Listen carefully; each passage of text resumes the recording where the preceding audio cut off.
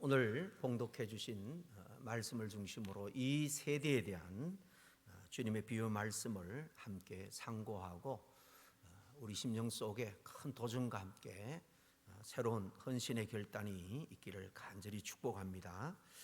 우린 종종 이 세대를 살아가는 사람들의 그 모습, 삶의 모습, 그 세태라 그러죠. 사람들의 세태를 보면서 그 사람들의 특별한 그 모습, 특징을 잡아서 설명할 때가 많이 있습니다. 특별히 무슨 세대다 이렇게 표현을 하는데요. 과거에 우리 근대사 세대, 6.25를 치른 6.25 세대, 그리고 미국에는 베이비붐 세대가 있고요. 그리고 이 근세에 와서는 X세대, MZ세대 이런 말들 들어보셨을 거예요. MZ세대 요즘 젊은 사람들 말합니다. 20, 30대 이들은 늘 손에 이 핸드폰, 스마트폰을 끼고 생활하죠. 한국에 요즘 청년들이 나이가 들어도 결혼을 잘 하지 않는다고 합니다. 그래서 이 청년들의 그런 모습을 결혼뿐만 아니라 다른 것들, 연애도 잘 하려고 하지 않고 결혼도 하려고 하지 않고, 그러니까 당연히 2세 이 출산도 부담스럽다고 포기합니다. 이 세 가지를 이 포기하는 젊은이를 일컬어서 3포 세대, 세 가지를 포기한다, 그렇게 요즘 부른다고 합니다.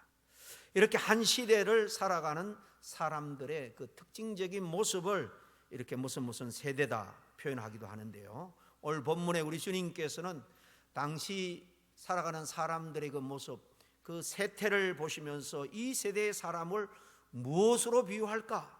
무엇과 같은가? 그렇게 주님이 곰곰이 생각하시고는 그 세대의 특징을 잡아서 말해줍니다. 결론적으로 말씀드리면은 긍정적인 그런 평가가 아니라 부정적이라는 사실이에요. 성경에는 주님께서 특별히 활동한 그 사복음서 내용 가운데 우리가 읽어보면 여러 군데에서 그 시대에 대해서 평가를 합니다. 마태복음 12장 39절에는 악하고 엄란한 세대다. 그리고 17장에 보면 믿음이 없고 패역한 세대다.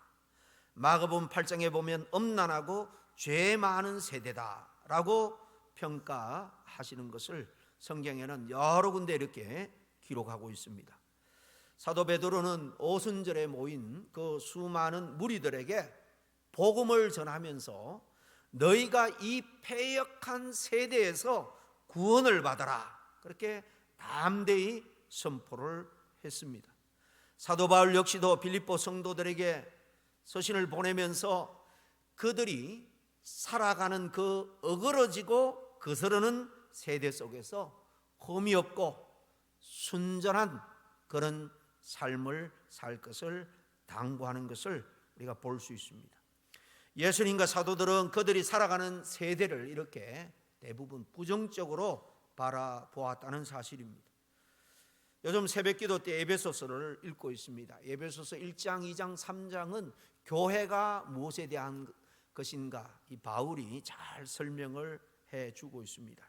그 2장 1절과 2절에 보면 이 세상이 오늘날 세워지고 있는 이 교회, 우리 생활하고 있는 우리 성도들이 살아가는 이 세상이 항상 사실 이렇게 부정적으로 불린 이유를 말씀합니다. 이 세상의 권세 잡은 자, 마귀죠, 사탄이죠. 그 사탄이 그를 하수인으로 종으로 삼은 불순종의 아들과 함께 역사하면서 이 세상의 모든 풍조를 붙들어지고 흔들고 있다는 겁니다. 주장하고 있다는 것입니다. 오늘날 세상의 풍조는 어떻습니까? 굉장히 탐욕적입니다. 정욕적이고요, 이기적이고 자기중심적입니다. 사상문화 모든 것이 다 사실 그렇습니다. 에베소서 2장에서 바울은 그 이면에 이 세상의 모든 것을 틀어지고 역사하는 자가 있다, 공중 권세 잡은 자다, 사단이라 말합니다. 세상은 지금 죄인들이 이렇게 자기 욕심에 따라 살아가도록 조장되고 있는 그런 세상입니다. 본질상 진노의 자녀들로서 하나님의 뜻을 거스리고 살아가고 있는 거예요. 그러므로 악하고 음란하다, 믿음이 없고 죄 많고 패역한 세대다, 이렇게 주님은 평가하고 있는 것입니다. 그리고 바울은 영적 제자 베드로에게 경고하기를 이런 세상의 풍조, 이 세태가 앞으로 더욱더 심화될 것이다 라고 말합니다. 디모데 후서 3장 1절에서 5절 말씀입니다. 좀 길지만은 이 다가오는, 그리고 우리가 살아가는 이 세대에 대해서 일찍이 2000년 전에 바울이 예언한 말씀이니까 우리가 한번 같이 읽었으면 좋겠습니다. 시작. 너는 이것을 알라. 말세에 고통하는 때가 이르러 사람들이 자기를 사랑하며 돈을 사랑하며 자랑하며 교만하며 비방하며 부모를 거역하며 감사하지 아니하며 거룩하지 아니하며 무정하며 원통함을 풀지 아니하며 모함하며 절제하지 아니하며 사나우며 선한 것을 좋아하지 아니하며 배신하며 조급하며 자만하며 쾌락을 사랑하기를 하나님 사랑하는 것보다 더하며 경건의 모양은 있으나 경건의 능력은 부인하니 이 같은 자들에게서 내가 돌아서라 라고 말합니다.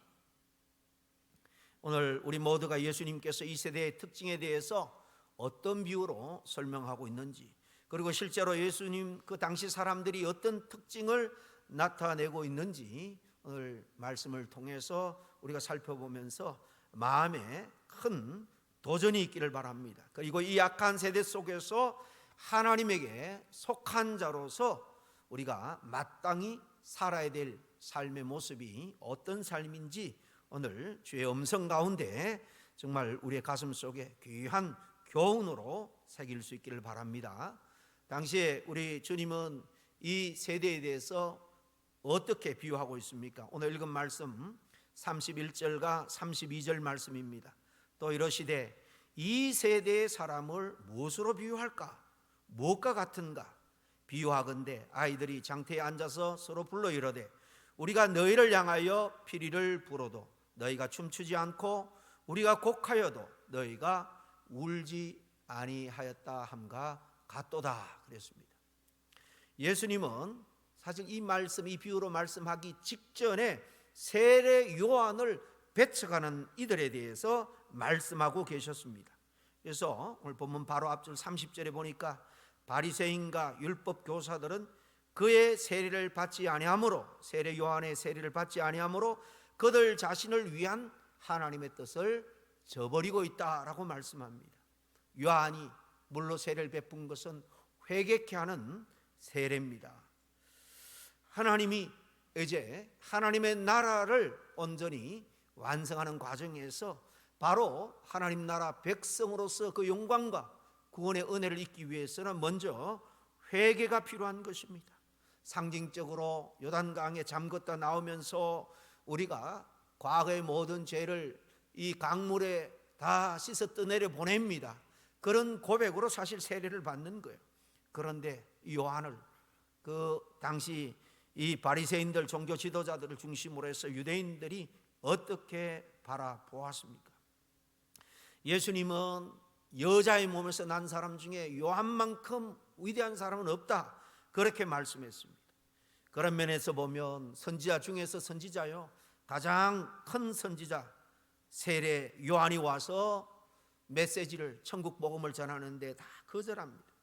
성경을 가장 잘한다고 잡아둔 그들이 성경의 예언을 정확하게 이제 성취하여서 회개의 메시지를 전달하는 이 세례 요한, 이 위대한 선지자를 다 무시하고 배척하기까지 했습니다. 주님은 곧이어서 그들에 대한 비유를 말씀해 줍니다. 이 세대의 사람을 무엇으로 비유할꼬? 무엇과 같은가? 하나님의 진리를 거절하는 그들이 마치 무엇과 같은지 내가 이야기를 하겠다라는 것이죠. 비유라는 것은 무언가에 빗대어서 쉽게 알아듣도록 설명하는 것입니다. 성경에는 수많은 비유가 나오죠.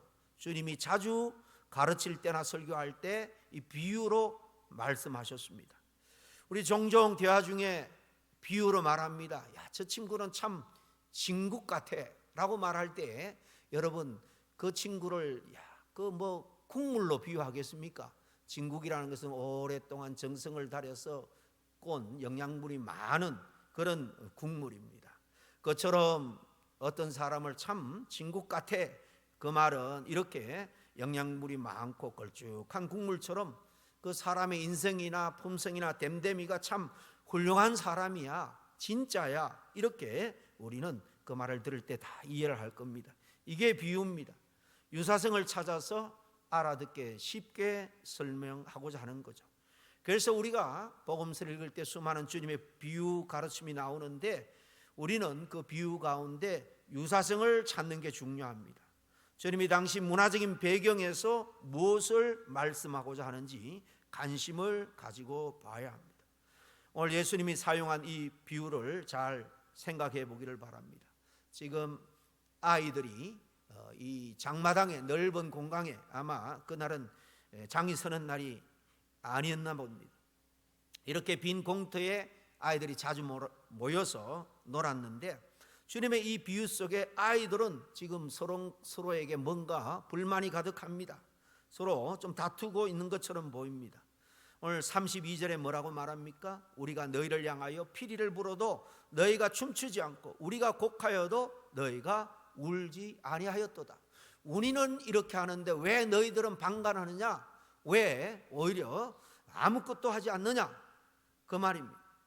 아이들은 지금 어떤 놀이를 하고 있느냐? 피리 불고 춤추는 것은 당시 결혼 풍속입니다. 그러니까 지금 결혼식 놀이를 하고 있는 겁니다. 역할을 분담한 역할놀이죠. 그래서 각자 맡은 역할에 따라서 어떤 아이들이 피리를 불면 함께 모인 아이들은 흥겨운 손님처럼 춤을 춰야 합니다. 그런데 춤추기로 한 아이들이 이 결혼식 놀이가 시큰둥했는지 아무것도 안 하고 뒷짐지고 있습니다. 그래서 이제 다른 놀이를 제안합니다. 반대로 곡하고 우는 장례식 놀이를 합니다. 이번에도 어떤 아이들은 장례식 놀이에 충실하는데 다른 아이들은 거기에 전혀 호응하지 않는 거예요. 그러니까 놀이를 제안한 아이들이 아주 심통이 났습니다. 그래서 이렇게 말한 겁니다. 너희는 왜 결혼식 놀이를 해도 아무것도 안 하고 장례식 놀이를 해도 안 하고 왜 아무것도 안 하냐? 아이들이 놀고 있는 이 모습을 여러분 가만히 보시기를 바랍니다. 아이들이 어떤 놀이를 해도 사실 마음에 들지 않고 또 심통을 부리면서 한쪽 구석에서 이 불만을 표시하는 그런 모습들을 종종 보았을 겁니다. 사실 그런 지금 장면이에요. 여러분, 예수님은 지금 이런 아이들의 모습을 가리켜서 이 세대와 같다, 이 세상의 모습과 같다라고 말합니다. 이 세대가 무엇과 같은가라고 질문하시고 찾아내신, 생각해낸 비유가 바로 이것입니다. 이 장면이 정확하게 어떤 모습인지 머리에 그려질 겁니다. 이것도 저것도 싫은 아이가 결국 만족하는 것은요, 오직 한 가지밖에 없습니다. 자기가 하고 싶은 것을 하는 거죠. 보통 그런 아이를 가리켜서 참 이기적이고 고집 센 아이다, 더 나가서 자신만 아는 좀 그런 교만한 모습을 드러낸다고 사실 우리가 핀자를 줄 때도 있습니다. 정확하게 어떤 것이 싫어서 지금 거절하는 것이 아닙니다. 내가 하고 싶은 것을 너희들이 동의하지 않는다는 거예요. 내가 하고 싶은 대로 하고 싶은 그 하고자 하는 그 고집이 강한 거죠. 주님은 패역하고 음란하고 믿음이 없는 악한 이 세대를 가리켜서 이런 아이들의 모습과 같다라고 말합니다. 음란하다라고 말할 때 말 그대로 이 세대는 음란하기도 하고 우리가 우리의 주인, 인생의 주인, 창조자, 구제주인 하나님을 섬겨야 되는데 하나님보다 더 가치를 두고 섬기는 것은 영적으로 성경에는 음란이다라고 말하는 것입니다. 그럼 이제 정말로 당시 세대의 사람들이 어떻게 행했는지 오늘 33절과 34절을 보겠습니다. 세례 요한이 와서 떡도 먹지 아니하며 포도주도 마시지 아니하며 너희 말이 귀신이 들렸다 하더니 인자는 와서 먹고 마시매 너희 말이 보라 먹기를 탐하고 포도주를 즐기는 사람이요 세리와 죄인의 친구로다, 그렇게 말한다는 거예요. 주님은 당시 사람들이 얼마나 이 장태 이기적이고 교만한 고집불통인 그의 아이 모습과 닮았는지 정확하게 그들이 행한 일을 말씀해 주고 있는 겁니다. 봐라, 너희가 이렇다라고 말씀합니다. 지금 선지자 중에 선지자 세례 요한이 그들 가운데 와서 아주 금욕적인 삶을 살면서 아주 특별하게 우리가 기다리던 그 메시아가 지금 왔다라고 선포를 합니다. 회개하고 천국을 준비하라는 거죠. 오늘날로 치면 정말 가난하고 아주 검소한 모습으로 그는 계속해서 외칩니다. 회개하라, 회개하라, 천국이 가까웠다. 이것은 우리 주님도 공생애를 시작하면서 동일하게 선포한 내용입니다. 그러나 사람들은 자주 금식하는 그 요한을, 세례 요한을 미쳤다, 귀신 들렸다 그러면서 아주 업신여기고 거절했습니다. 반대로 주님은 제자들과 식사를 하면서 다니니까 저 예수는 먹기를 탐하는 자다, 포도주에 취하는 그런 술꾼이다, 그렇게 비난합니다. 세리와 죄인들과 함께 하니까 저도 죄인인 게 분명해 조롱합니다. 예수님도 세례 요한도 동일한 천국 복음을 했습니다. 회개하라, 천국이 가까웠다. 그러나 사람들은 그 진리에 조금도 귀를 기울이지 않았습니다. 모두가 이 세상에서 천년만년 살 것처럼 그렇게 지금 살아가는데 있어서 내가 추구하고자 하는 욕망, 욕심, 그것만 바라보고 살았던 것입니다. 오히려 하나님의 나라가 가까웠으니까 준비하라라고 말씀하는 구원자 예수님과 사도 요한을 향해서, 세례 요한을 향해서 먹기를 탐하는 자다, 술을 좋아하는 자다, 귀신 들린 자다 이러면서 다 거절하고 배척했습니다. 여러분은 이 예수님을 거절하고 배척한 세대의 그 특징이 무엇인지 잘 이 말씀을 통해서 확인한 줄로 믿습니다. 이것도 저것도 한마디로 말하면 다 싫다는 것입니다. 요즘 세대처럼 내 마음대로, 내고자 하는 것을 마음대로 하며 살겠다라는 것이죠. 결국 그들이 주님과 진리를 거절한 이유, 전하는 자가 어떠했기 때문이 아닙니다. 진리 그 자체가 싫었기 때문이에요. 자신들의 아비요 공중의 권세 잡은 자 사단이 그들 가운데 만들어낸 풍조대로 자기 육체가 원하는 대로 살고 싶을 뿐입니다. 그들은 불순종의 자식이고 성경대로 본질상 진노의 자녀인 것입니다. 누가복음에 보면 이와 유사한 비유가 나옵니다. 이런 유대인들을 향해서 주님이 포도 농부의 비유로 말씀하는 것을 볼 수가 있는데요. 그들은 소출을 요구하는 포도원 주인이 보낸 종들을 차례대로 쫓고 아주 모욕을 주고 그렇게 쫓아보냈습니다. 몇 번 그러다가 주인이 내 아들은 저들이 함부로 못하겠지, 아들은 존대하겠지 생각하고 보냈지만은 농부들은 야, 이놈이 상속자다 그러면서 그 아들만 없으면은 지금 우리가 부쳐먹고 사는 이 땅이 우리께 될 텐데 이러면서 밖으로 내쫓아 그 아들까지 죽여버립니다. 주인이 보낸 종이 부당하게 요구한 것도 아니고 주인의 아들이 턱없이 많은 것을 요구한 것도 아닙니다. 그렇게 한 것은 포도원 농부들의 악한 마음 때문입니다. 그 마음이 문제죠. 주인이 전한 메시지를 듣고 싶지 않았고 소질에 대한 합법적인 세도 주지 않고 다 가지겠다는 탐욕, 이기심 때문이었습니다. 주님이 그 농부들을 진멸할 것이라 하셨는데 그들은 바로 하나님을 대적한 본질상 진노의 자녀들이었던 겁니다. 예수님께서 한 분은 고향 나사렛에 가서 복음을 전합니다. 성경의 이사야서를 펴서 바로 예언한 장차 오기로 한 메시아가 사실은 자기 자신이라는 것을 드러낼 때 그게 진리인데, 사실인데 예수님을 낭떠러지로 몰아서 죽이려고 했습니다. 세리마태 그리고 그 친구들을 만나서 주님이 함께 먹을 때에 바리새인 서기관들 못마땅하게 그렇게 여겼습니다. 당시 이스라엘 백성들은 광야에 외치는 소리라고 이 세례 요한의 선포도 거절했고, 요한이 전가에 가르친 메시아로 오신 예수님도 거절했습니다. 그들의 마음에 교만과 이기심, 죄악이 하나님으로부터 온 빛이 비춰졌을 때 그것을 거절할 수밖에 없었던 거예요. 여러분, 어두운 가운데 살아가는 사람이 정말 사랑과 은혜, 공의가 그렇게 강물처럼 흐르는 그런 세상에 노출될 때에 여러분 반기겠습니까? 어둠이 빛을 절겨하지 않는 것과 똑같은 것입니다. 주님은 이것이 바로 이 세상, 이 세대의 특징이다라고 말씀하시는 겁니다. 그리고 그 특징은 오늘날에도 계속되고 있음을 봅니다. 바울이 디모데 후서에 말씀한 것처럼 이 말세, 점점 말세 가까울수록 세상이 어떻게 변한다 그랬습니까? 하나님보다 돈을 사랑하고 쾌락을, 자기 자신을 더 사랑할 것이다. 하나님이 보실 때 정말 패역하고 음란하고 죄 많은 세상 세대입니다. 마지막 35절에 보면 이 패역한 세대의 비유를 이렇게 마칩니다. 지혜는 자기의 모든 자녀로 인하여 옳다함을 얻느니라. 아까 영어 성경에는 but이라는 단어가 앞에 있습니다.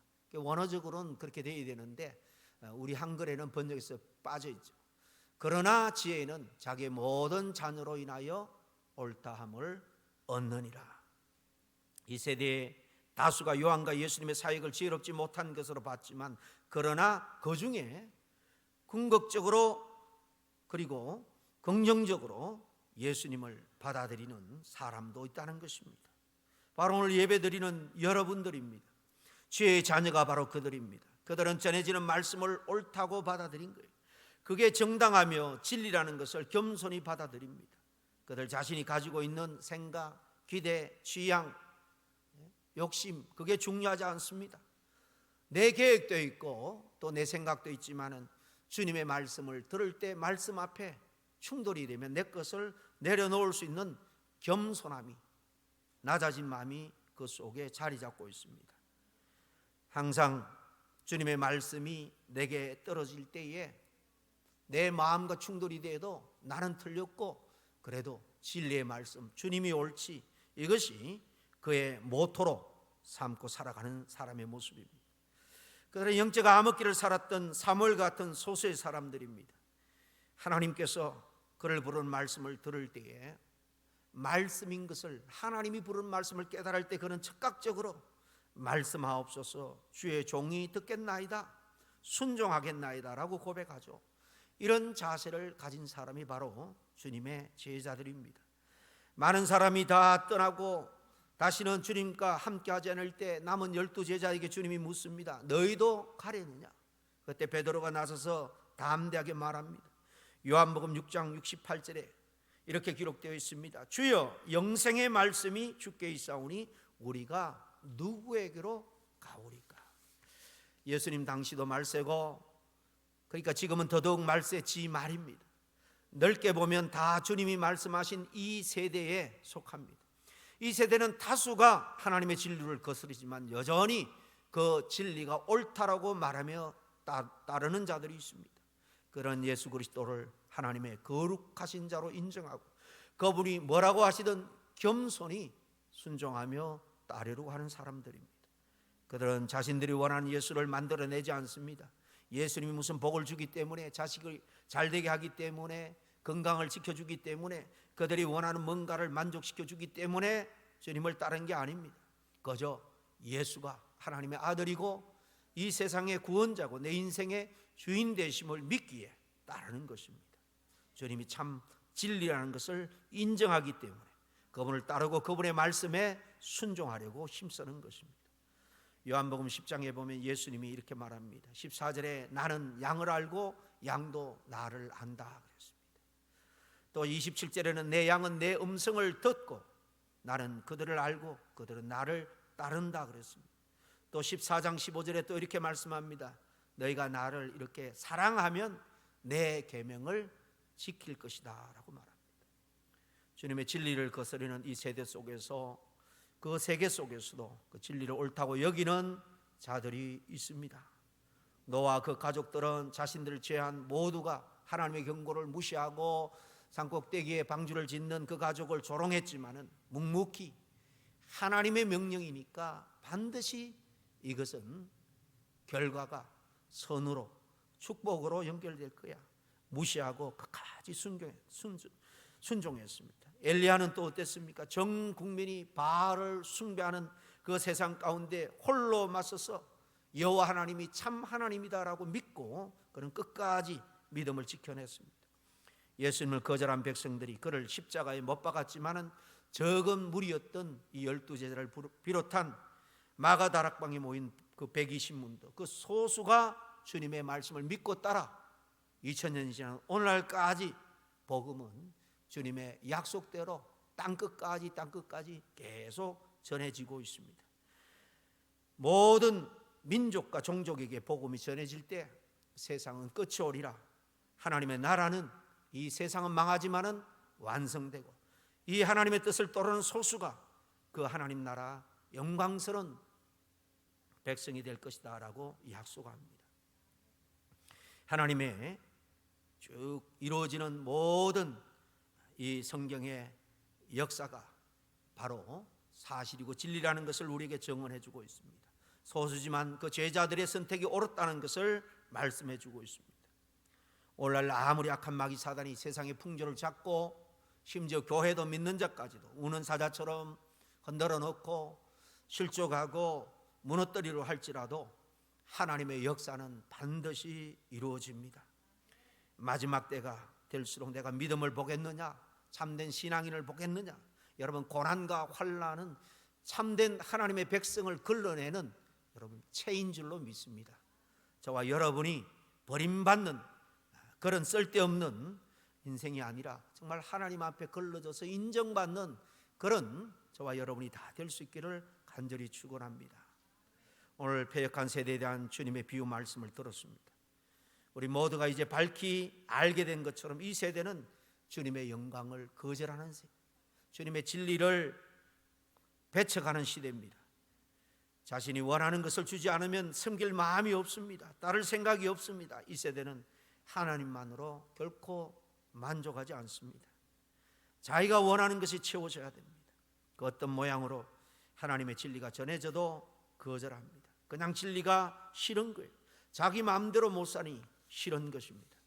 어쩌면 성경은 친절한 책은 아닌 것 같아요. 듣는 사람에게 이렇게 저렇게 비유를 맞춰주지 않기 때문입니다. 사람들을 만족시키려고 이런저런 입에 발린 그런 말들이 별로 없습니다. 어떤 곳에 우리를 위해서 애틋하게 부르는 장면도 있지만은 이해를 가지고 설득하고 긴 시간을 그렇게 참으면서 우리를 설득하고 노력하지 않습니다. 진리는 아주 단순해요. 명료합니다. 때가 지금 악하니 회개하라는 것입니다. 천국이 가까웠으니 천국에 들어갈 준비를 하라는 것입니다. 저는 종종 예수님의 비유에 등장하는 이 세대의 모습을 오늘 우리 시대에 그대로 여러분 발견하게 될 때가 얼마나 많은지 모릅니다. 수많은 설교를 듣지만 세상 사람들은 물론 우리 믿는다 하면서도 우리가 늘 듣는 진리의 말씀에 대해서 정말로 귀를 기울이지 않고 귀를 닫고 신앙생활하는 사람도 사실 많습니다. 성경이 어렵다 복잡하다 말하면서도 말씀을 잘 읽지 않는 성도도 많습니다. 매주 설교를 듣지만은 조금도 내 삶에 정말 변화가 일어나지 않고 아예 나는 그 말씀대로 살지 않을 거야. 아주 말씀을 들으면서도 단호하게 그렇게 결단하는 것처럼 보이는 분도 있습니다. 마치 장터에서 내 마음대로 하지 않으면 아무 놀이도 하지 않겠다라고 팔짱을 끼고 심통이 난 아이처럼 말입니다.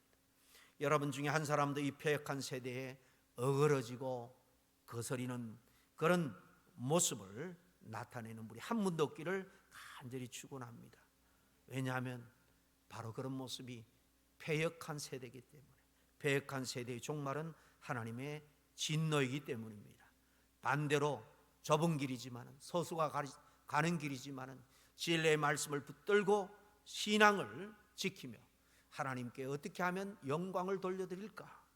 하나님께서 우리를 만드시고 우리를 구원해 주신 그 목적을 생각하면서 하나님을 위해 사는 삶을 살아갈 때에 하나님은 이 세상에 수많은 풍조에 많은 사람들이 휩쓸려 갈지라도 저와 여러분은 연어처럼 거슬러가는 삶으로 하나님이 반드시 지켜주시고 구원해 주실 줄로 믿습니다. 함께 기도하겠습니다. 하나님의 은혜를 감사합니다. 지난 3일 동안 하나님께서 코로나 이후 게으러지고 나태했던 우리 신앙을 다시 회복할 수 있는 귀한 기회와 또 은혜를 주시니 참으로 감사와 찬양을 드립니다.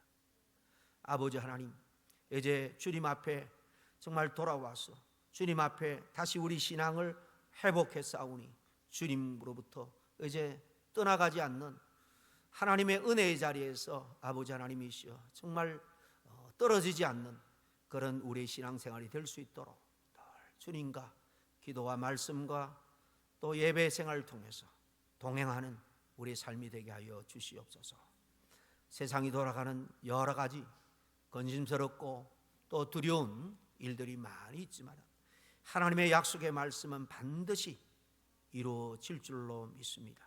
성경에 수많은 약속들이 이루어진 것처럼 말세에 이루어질 일도 반드시 이루어질 줄로 믿고 그 약속을 붙들고 소망 가운데 당당하게 주님을 기뻐하는 그런 삶을 살아가는 우리 모두가 될 수 있도록 도와주옵소서. 예수님의 이름으로 기도하옵나이다. 아멘.